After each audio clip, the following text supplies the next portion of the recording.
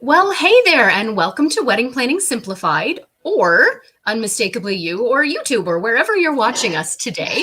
I'm Amy from Unmistakably You. And I'm Jacqueline. Yeah, so we are coming to you today to talk about how to kind of be creative with your wedding timelines so that you can still keep everybody safe and still follow the provincial restrictions that are in effect while COVID is still a thing. So welcome if this is your first time with us. If you're watching from Wedding Planning Simplified, hi. This is where we normally are on Sundays at 1 o'clock. But today we decided, because this is such a large and important and ongoing topic, we decided we would go to our Facebook page, Unmistakably You, as well as to our YouTube channel. So if you're watching us through just the Unmistakably You Facebook page or through our YouTube channel, hi and welcome. Please feel free to join our group, Wedding Planning Simplified. This is normally where we go live on Sundays at 1 o'clock. So ordinarily we're not across all three channels, but we are happy to be here today and to see you. I know that you are probably, like everyone else planning a wedding in 2021, stressed. Yes. And we're sorry. Yes. Last year at this time, we were dealing with just the very beginnings of dealing with this COVID thing. And certainly by mid-wedding season last year, we thought it would be gone. By this, lo and behold, it's not. So here we are. Yeah, so here we are. We are being as creative as we can be to try and help our couples and all of you to find ways to still get married this year, but to incorporate all of those people that we know are really special to you, because it's tough to cut back your guest list by a dramatic amount, or to know that you're not going to be able to invite all of your friends and family that you wanted to celebrate with. And we get it. It's hard. People get very emotionally attached to the idea of a wedding, and to not be able to have the wedding that you have been picturing or that you had initially planned is definitely a challenge. So we feel your pain, and we are here to help. If at any point you need to talk, you have a question, reach out to us. You can get us on our Facebook page or amy@unmistakablyou.com. We're doing what we can to support people as we all navigate this difficult journey together. Absolutely. So and I today, think if there's one thing that all couples can keep in mind, is understand that everyone knows your hands are tied. Nobody is expecting you to make these tough decisions alone. And no one is blaming you for having to make these tough decisions. Yeah. And we've had so many of our couples who are just agonizing over whether to postpone or whether to get married and deal with the restrictions. And, people this day and age, you certainly don't have to be married to buy a house together or have a baby or get a dog or, whatever it is. But we have a lot of couples who are really agonizing over wanting to be married before they do any of those things. And so our standpoint right now is we're really encouraging couples to get married this year, to start the next chapter in your lives, and to stop putting your life on hold. I mean, you need to make the decision that's right for you, ultimately, absolutely. And it's not our place to tell you what to do, but I've been reading some pretty scary things about being masked and socially distanced for a couple of years in the future. So I have no idea whether that's realistic or not, but the reality is that you might not even be able to have your 200-person wedding with your dance in 2022 or 2023. So our encouragement is to hopefully make the best of the situation and to get married this year if you are already planning to. And we are here today to give you some creative ideas for how to accommodate as many guests as possible. So as always, feel free to plug a comment into the chat if you have a question or a comment, or if you just want to say hi. We're happy to hear from you. We are monitoring the Facebook chats, and hopefully we'll catch your comments. But again, if we miss it, or if you have any questions, feel free to email us or send us a private message. So just to start off with, a disclaimer, to be honest. What we're here to talk about today is our best understanding of the provincial guidelines as they stand at this moment. Since we were first taken out of the lockdown and the stay-at-home order, I have spent hours on the phone, as I know many of our vendor friends have as well, trying to make heads and tails out of the restrictions as they stand. I have read the legislation, and let me just say, for any of you who read legislation for a living, oh my gosh, kudos. Yes. Not fun. Seriously. So I've read the legislation, I've made the phone calls, I've spoken with the health unit, I've spoken with the Stop the Spread business line. And to be 100% honest with you, every single time I talk to a human at a hotline, I get a different answer. And I think that we're all kind of in the same boat where we're all trying to figure out exactly what the restrictions mean and how they apply. And so the disclaimer here today is that this is our best understanding, but that, please don't quote us if a bylaw officer shows up at your wedding and wants someone to blame. We're doing our best to give you the information that we have, with the understanding that it's interpreted differently by different people, as evidenced by the phone calls that I've made, but also that the government can change this legislation at any time. And I anticipate that they probably will be reviewing it as we get closer to wedding season. So of course, our hope is for a smooth, quick vaccine rollout, a large number of people being vaccinated, and it being safe to gather in larger numbers. But as it stands right now, I just want to show you what we're working with. So this has been floating around on the internet this week. If you have seen it, it's been tweaked a little bit as of this morning, but I will post this in the comments just after we're offline here. So if you want to download this and use it as a quick reference, that's the hope. But knowing that as of right now, as of end of February, this is what it looks like, but that it could change. So the government has made a distinction between holding an event at a staffed venue versus a private property. It does explain in the legislation that a private property is a personal dwelling and that a staffed venue is operating as a business with on-site staff, whether that's caterers or supervisors or bartenders. So my understanding is that it doesn't necessarily mean that a community center or a church is a staffed venue. So we would always encourage you to clarify with your health unit and make sure that what you're doing, if you have any questions about it, is totally above board. So in terms of number of guests, if you are at a staffed venue, you can see on the screen the different numbers in the different color zones. Orange, yellow, and green are pretty much the same where it relates to weddings. So indoors, if you're talking reception, so the verbiage that they use is a social gathering associated with a wedding. So you can have a maximum of 50 people inside your venue as long as it doesn't exceed 30% of the capacity of the venue. So what that means is if in normal times your venue has a capacity of 167 people, you can go up to 50. But if your venue is smaller than that, if your venue can ordinarily only accommodate 100 people, you can only have 30 people. So you need to make sure that you're in communication with your venue about what their normal capacity is. Outdoor at a staffed venue, and I should say that a tent does constitute outdoors as long as it has two sides up. So at a tent or an outdoor space, you can have 100 people if it's a staffed venue. My understanding at this point is that at any staffed venue, your staff does not count towards your totals. So your caterers, your bartenders, your photographers, your wedding planners do not count towards those totals of either 50 or 100 people.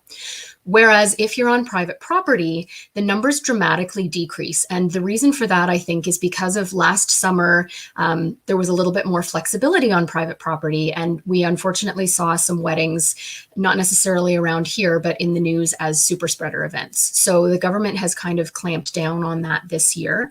And so on private property in the orange, the yellow, and the green, you're limited to 10 people indoors and 25 outdoors. And that 25 does have to include your vendors. So if you have the two of you and a photographer and a wedding planner and a bartender, then all of a sudden you're down to only 22 other guests. So it does dramatically impact your numbers, which is really quite unfortunate for those of you who are planning weddings on private property. I know that just this week, Jacqueline and I took one of our weddings and we literally uprooted it from private property. We were lucky enough to find a venue that had accommodation on their date, and we've literally just uprooted the entire wedding and moved it. So the tent is moving to the venue. All of the service staff are moving to the venue, and that allows them to have the number of guests that they were hoping for. Now, of course, that also impacts their budget, which just royally sucks. There's no way around it. Now we're paying a venue fee as well, but the trade-off was that they're now able to host the 50 people that they wanted to host because they're at a venue, whereas they couldn't have done that in their backyard. So that trade-off was worth it for them. So that's something that you may think about doing if you are planning on private property. I know a lot of venues are taking a lot of calls right now in terms of couples who are looking to pick up and move. I do have a list of venues where you can put a tent or that have an outdoor space that would accommodate. So if you're interested in that, send me a message and I will send you that list of venues. Now, if you're dealing with ceremony only, the restrictions are a little bit different. They have not put a cap on the 30% of the venue. So what that means is that if you have a church for your ceremony that has a capacity of 800 people normally, you can actually have 240 people for your ceremony, but only for the ceremony. You cannot sort of morph that into a social event. You can't have people standing around mingling. You can't serve cocktails at the end of that. And we're not really clear on why that distinction has been made, but there is no capacity, or there's no cap on the capacity of an indoor ceremony space in terms of numbers. It's just 30% of the venue's capacity. Outdoors, across the board, it's 100 people for a ceremony. So I'm just seeing Marissa commenting here. Hi, Marissa. Hope you're having a good day. In terms of the people count, do the bride and groom, they do count in those numbers. So because you're being seated in the same space, bride and groom do count as a guest. So you can't have 27 people on private property. It would be 25, including bride and groom. And in a venue, 50 includes the bride and groom.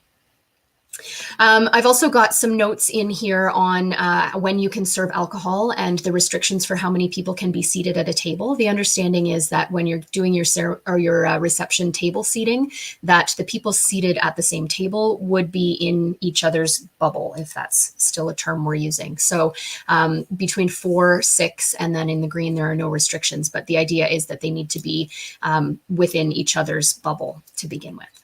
Okay, so again, we will post this in the comments afterwards so that it's there to download. It has been floating around, like I said, for a couple days, but that ceremony distinction where it's ceremony only, I actually changed that because it's not capped at 50. Okay, so whoops, remove. There we go. So we wanted to just kind of talk about potential ways that you can tweak things while keeping people safe, but accommodating a larger number of your guest count, because we've absolutely seen people who wanted to have 150 who've now cut their guest count down to 100 or 75 or 50, and they have sort of multiple guest list options going on depending on what the restrictions are at the time of the wedding. And that is absolutely an option, and that's something that we would encourage you to talk about. But we believe that there are some ways that you can kind of get scrappy and make it work and still have FaceTime with the people that you love, that you want at your wedding, while not exceeding provincial guidelines. So again, disclaimer time. Our utmost goal is to keep people safe. We don't want you to try and, find the loophole or screw the system or, ultimately, you want your memories of your wedding day to be happy and positive and of the best day of your lives thus far, not, the beginning of 50 of your friends and family getting really, really sick. So ultimately, we are absolutely encouraging you to stay safe, to follow the guidelines, to ensure that your guests are masked and that you're maintaining physical distance.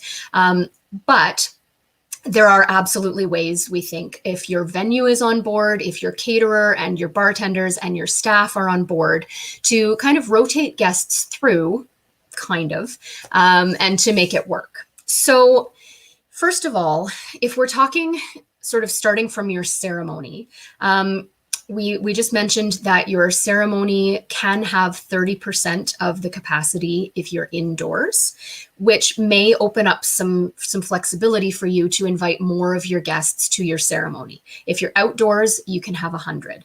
So you could potentially invite more guests to your ceremony and then either have some of them leave as you move into the reception, Or, if your church or your ceremony space has a separate room that's suitable for cocktails, you could certainly transition to a cocktail hour in a separate space, knowing that that is a limit of 50 guests if you are at a church or at a venue.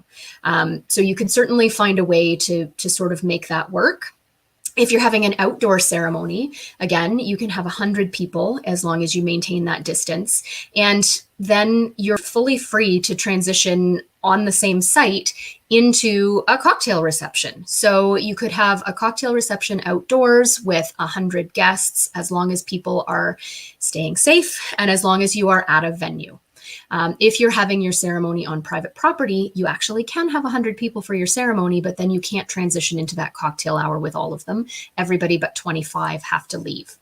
So that could be a way that you can perhaps increase the amount of people that you can celebrate with. You could certainly also, sort of break your guest list into your older guests who maybe will be present for your ceremony, and maybe you do a cocktail hour with them and then they leave, and then you bring in maybe your younger contingent who want to do your cocktail hour and your dinner, perhaps. Now, the caveat there is, again, you have to clarify with your venue and with your service staff to make sure that they're comfortable with that. You also can't stay in the space as the couple. So you and your partner can't just plant yourself in the space and stay there all day while you rotate guests through. My best understanding at this point is that it needs to be, this is the group for ceremony, and then everybody leaves, things are sanitized. So again, conversation with your venue staff or with your planner or with your catering staff, so that we need to have enough time. As far as I can tell, there's no limit on, or like requirement on how much time. So if you can flip the space in half an hour or 2 hours, maybe that's the time that you and your partner go and you do your formal photography. And then you bring other guests in later to the same space for a cocktail hour and a dinner, perhaps. So you're therefore able to kind of double the number of people that you can celebrate with that day, but you do need to make sure that the space gets cleaned in between, and what that looks like depends on the venue. Then if we're thinking about the reception, the numbers are pretty clear. Indoors at a staffed venue, you can have up to 50, as we said, 30% of the capacity of the room. Outdoors, you can have 100. Or on private property, indoors 10 and outdoors 25. So again, if you wanted to be creative about the way you rotate people through, you could have your morning ceremony with 100 guests. And then you could, again, keep some of them for lunch, then do your break for photos, then bring back some of them for dinner. The other thing to think about here that is still absolutely a consideration is streaming. We know it's not ideal, but Jacqueline, I know you have some suggestions on ways to make it exciting for guests who are virtual. So we'll get to those in just a sec. But if you're streaming, you could even have essentially 2 parallel events happening at the same time, where maybe you've got, depending on the capacity of your ceremony site, maybe you've got some guests with you at the ceremony, your immediate family, and then you've got your friends at your reception location, and you're streaming your ceremony to your friends. Then you run 2 simultaneous cocktail receptions. So you have cocktails with your family at your ceremony space while your other guests are having cocktails at your reception space. And then your ceremony guests leave and you go back to your separate reception space to celebrate with the rest of your guests. You could also break that up into streaming the ceremony with, if you have your ceremony with your immediate family, you stream it to everyone else. And then the people who are at the streamed ceremony, maybe they come back the next day for a second day brunch. So again, you're probably looking at increased costs if you're hosting 2 different meals, or essentially 2 different sort of parties, really. But it does allow you to then celebrate with twice the number of people. So I mean, there are tons of ways, and depending on your specific venue or your creative team and your food and beverage team, there are ways that you can do this safely. And I have not come across anything saying that you're not allowed to do that, although I know you can't have simultaneous spaces in the same venue. So let's say you're at a hotel, you can't rent ballroom A and ballroom B and have half your guests in A and half your guests in B and go back and forth. That's the best understanding that I currently have as to the way these restrictions are going to affect us. So you're still going to have to get creative. You're still going to have to communicate with some of your guests that unfortunately it doesn't look the way that you had thought it was going to look. And like Jacqueline said, people are going to recognize that you're not doing this intentionally. You're doing this to accommodate the restrictions and keep people safe. And I think that generally speaking, people will be very understanding of that. I'd like to think that we've gotten past the point of you're not invited to my birthday party and it ruins friendship. I think we've all evolved a little. Yeah, this is not, grade 6 anymore, and people get it. We've all been living with this for a year. So I'm going to let Jacqueline tackle some things about how to make it a special experience for guests who are virtual. So if you're creating a virtual event or if you're streaming any part of it, there are lots of ways that you can make it still a really special and memorable experience for them. And I just want to direct you, if you are considering streaming, to a video that we have up on our YouTube channel. It is about how to successfully stream your wedding. So if you're looking into that in any way, shape, or form, check out that video on our YouTube channel. So Jacqueline, you have some great ideas of ways that we can still create an experience even for guests who are celebrating from the privacy of their living room. Yes, I think especially in this year, we've all exhausted Zoom. Whether it's over business meetings, family, cocktail hours, whatever it might be, the Zoom element of things, it's not as exciting or as fun as it may have been last year. But there's still ways that people can evolve, make it unique, and it can be a really beautiful experience. So you can do that by customizing a background, and you send that off to all of your guests that are streaming in. It's a great option for you to use your engagement photos for something. You could put a really cute caption as the apart or together apart, but together in heart. Come up with a bunch of unique ways to really make people feel as though they are in that environment.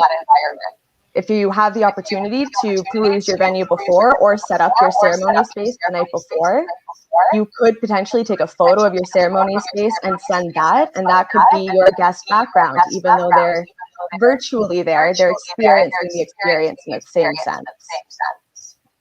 In addition, I've always loved the idea of a signature cocktail at weddings. Why not send off the recipe for your signature cocktail? And when your guests are streaming in the comfort of their own home, they can also play bartender. They can be sipping on the same cocktail as your guest in person are and elevate that experience. And then I love that. Yeah. I've always loved the homemade recipes. Yeah. The other thing that I've always really enjoyed doing is finding a way to set that quality time up, even though you are virtual. So setting some time in your itinerary that lets you have 10 minutes parked in front of the iPad or the laptop or whatever streaming device you are using to interact with your virtual guests. They're important to you. They're a part of your family. They ultimately love you with everything in their heart, and you love them the same. It has nothing to do with the fact that they're away or in person, so share that face-to-face time with them. The other thing that I do really like, and I'm not sorry, Amy, my sounds a little leggy on this side. The other thing that I love, and I, however, am not the most techy person, is setting up separate breakout rooms. And I feel as though Amy's got this on lock, but it's a great opportunity to create those bubbles or those table environments that your guests would have had if they were in the wedding. Yeah, and I think that, with Google Meet, with Zoom, I don't I'm not as familiar with other platforms, but depending on how in depth you want to get with this, you could certainly create a breakout room that's kind of the equivalent of the seating arrangement that those guests would have been in. Or maybe you put all of your aunts and uncles in one breakout room, and then you can actually pop into that breakout room and you can talk with them for a short amount of time, likely, but at least then you are making the effort, like Jacqueline said, to have that personal connection with everyone, even if they are virtual. And I think it's so important to have that moment of communication where you're saying, thank you so much for being here. We wish you were here in person. If you were here in person, we'd give you a big hug. But you can, if you want to get techie about it, you can certainly create individual little rooms with groups of guests that you can then pop in and chat with. And I think too, I mean, depending on how big you want to go, there are lots of restaurants or companies that provide food on delivery. You could even send an individual charcuterie box to your guests who can't be there in person, and deliver it with a bottle of champagne. Again, the sky's the limit, but just to suggest and get you thinking about the idea that we've gone virtual with so much this year, and people are used to that. And whether they're Zoom fatigued or not, they're going to be excited to share your day with you, and in whatever way you can think of to make it a little bit more special for them. And I think too, on the flip side of that, if you do have to limit guests and you can't have people there that ordinarily would have been an important part of your day, you can kind of do the reverse of Zooming to them, and you can Zoom them in and have them give a speech at your reception, even if they're not physically there. There are certainly ways.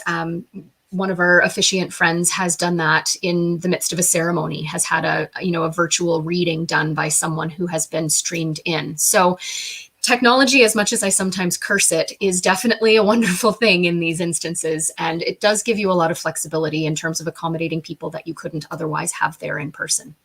And should you ever experience technical difficulties like Amy and myself seem to be prone to, you've got to remember it's not the end of the world if the stream goes down. Guests will understand. It's not the end of the day. We don't need to halt the ceremony and restart and re-say your line. Ultimately, it just makes that story environment more special when you are able to connect with those guests and you can scream to the rooftops how incredible your wedding day was in person when we can share those memories again. Absolutely. And I think that as well, we have already talked on one of these lives about ways that you can make your reception experience special if you can't dance. So I do want to put the caveat in here that the restrictions on dancing are being interpreted vastly differently by different people right now. So I've read the legislation regarding social events associated with weddings. They never say reception, they say social event associated with a wedding. There's nothing in there about dancing. So we've gone to the restaurant and bar guidelines where they do state that dancing and music can be performed by people who are paid. So paid performers can dance, can sing, can play wind instruments. So with regard to the dancing thing specifically, I've definitely had people say, oh, so if I pay all my guests 25 cents, then we can dance. Well, first of all, I'm not sure how far that would fly with a bylaw officer. But secondly, just going back to what we said at the beginning, our first priority is always to keep people safe. And the reason for the ban on dancing is that people get excited, people are drinking, they all of a sudden don't respect the social space or the bubble. And, I'm not a dance person. You probably all know that if you've heard me talk ever. But I get that a lot of you are, and that you really want that as part of your reception. But I just urge you to keep in mind that ultimately it's people's safety that's at stake. And so I'm seeing that Rob, our friend from Music Central here, is recommending chair dancing, which we love. I know one of our vendor friends is also a bride who has postponed, and her family is very excited for chair dancing. So, keep your DJ. Your DJ can, like no other hype up the room. And even if you're not dancing, they contribute to the energy of the room, as does a live band. And you can have a live band as long as any singers or wind musicians are sectioned off with plexiglass. So, talk to your musicians, see what their ability to accommodate that is. But definitely, I can't overstate the importance of keeping your DJ on board, because they are going to facilitate so many things that you're not even going to have time to think about on the day. So they're going to keep the music energy up. They're going to make sure that microphones are sanitized properly in between speakers. They're also going to be able to facilitate some of those alternatives to dancing. If you're doing, like a trivia contest, or if you're doing any kind of games or anything like that, they're going to be able to seamlessly provide the sound and the proper transitions, and keep your DJ on board, folks. Yes, I'm a huge advocate always for having those MC duties. Obviously, that personal touch is amazing, but having those MC duties passed off to another person, that is a vendor. We've already seen a bit of cuts in guest list. We've already lost a few people. I would hate to see a few members of your guest list have to be forced to sanitizing your microphone, making sure your iPod stay connected. Let them enjoy the day. Let the pros handle all of the issues. Yeah, absolutely. So I'm hopeful that, you've found something in here that maybe gives you some hope or renews some of your excitement. I know that in addition to just living life in a COVID world, trying to plan a wedding during COVID can just suck the life out of you. And I absolutely sympathize with all of you who are dealing with that right now. And I just encourage you to try and find creative ways to make the best of it, and to work with your vendor team. Carly is saying definitely chat with your venue. After speaking with theirs, they indicated that they would ask people to leave if they were not following public health guidelines. Absolutely. So from last year, we've been hearing that there are much more stringent penalties in place for anyone who is breaking rules, and ultimately that will trickle down to your venue. So if a bylaw officer were to come in and find people breaking rules at your venue, it ultimately falls to the venue, and they could risk fines or closures, and they're not going to risk that. So if people are breaking the rules, be prepared that your venue will absolutely ask them to leave. So, I can't stress enough that you have to work in cooperation with your vendors. You have to have your venue on board, your caterers, your bartenders, your planner. Make sure that your photographer is aware of what you're doing. Don't try to slide something under the radar. Safety, I can't say it enough. Safety is our primary goal here, keeping your guests and keeping our vendor partners safe. And we want to make sure that we're not encouraging you to break rules or look for loopholes here. We're just trying to find ways to help you celebrate in a safe way that gets you excited. Exactly. And Carly says, yeah, they chose no reception to reduce the stress. Yeah, it's stressful. There's no way around it. This is more stressful than a normal wedding planning process by leaps and bounds. So as I said before, if there's absolutely anything that we can do to help you, feel free to reach out to us through a private message or amy@unmistakably.you.com. And, if you're just throwing your hands up in the air, you've just started the planning and you don't even know where to go from here, we definitely have options. We're running a weekend of micro weddings on April 10th and 11th. And it's literally a no muss, no fuss. You show up with your wedding license and you have a beautiful wedding with a time to celebrate with up to 20 guests. So we can definitely help you out with that. We're also offering elopements at our studio. So there are ways to get you married and not have to worry about the stress of navigating your guest list and the restrictions and all of the things. So again, we're here.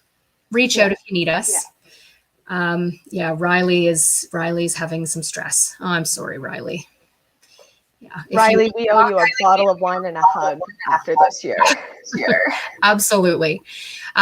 So reach out if there's anything we can do to help. Next week, we are just broadcasting in Wedding Planning Simplified. So if you're not in that group, please feel free to join. We are talking with Janice Harris of Harris Flower Farm. She grows the most stunning flowers locally here in St. Thomas. And we're really excited to chat with her next week about all things local flowers. So we'll see you in Wedding Planning Simplified next Sunday at 1. Hang in there, guys. Take care. Thanks, Jacqueline. No problem.